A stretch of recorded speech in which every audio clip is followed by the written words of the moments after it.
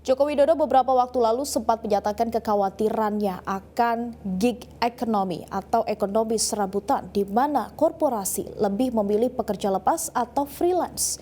Kekhawatiran ini bahkan sudah menjadi kenyataan karena jumlah pekerja terserap ke sektor formal mengalami penurunan drastis.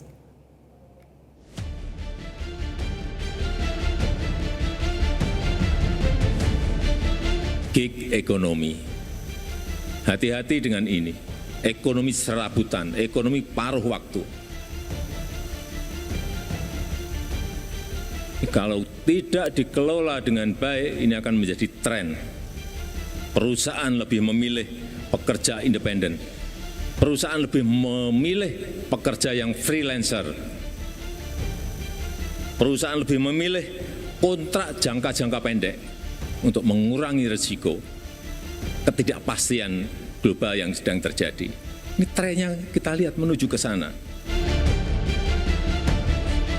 Itulah pernyataan Presiden Joko Widodo dalam pembukaan Kongres Nasional Ikatan Sarjana Ekonomi Indonesia (ISEI) beberapa waktu lalu, di mana Presiden Jokowi menyatakan kekhawatirannya akan gig ekonomi atau ekonomi serabutan, di mana perusahaan atau korporasi lebih memilih mempekerjakan pekerja lepas atau freelance dibandingkan memberikan kepastian status ketenagakerjaan kepada para pekerja.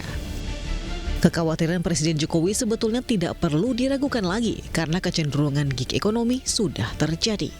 Berdasarkan hasil survei Angkatan Kerja atau Sakernas yang dilakukan oleh Badan Pusat Statistik atau BPS, menunjukkan adanya tren penurunan penyerapan tenaga kerja di sektor formal, yaitu pekerja yang memiliki perjanjian kerja dengan perusahaan berbadan hukum.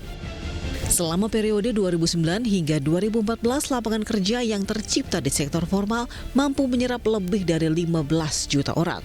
Namun jumlah ini terus turun secara signifikan hingga hanya menyerap sekitar 2 juta orang saja di periode 2019 hingga 2024. Yang berarti dalam 5 tahun terakhir, jumlah tenaga kerja yang terserap di sektor formal hanya sekitar 400.000 orang per tahun.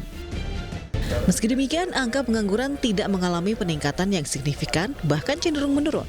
Hal ini diduga kuat karena adanya pergeseran ke pekerja informal yang ditandai dengan meningkatnya jumlah serapan pekerja informal yang terus naik hingga 8,4 juta orang di periode 5 tahun terakhir.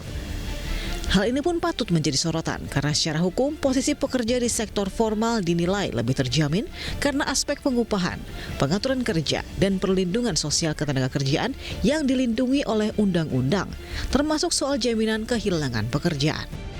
Sementara pekerja di sektor informal lebih lemah karena tidak masuk kelompok penerima upah sehingga tidak mendapat jaminan sosial ketenagakerjaan yang cukup. Tim Liputan Metro TV.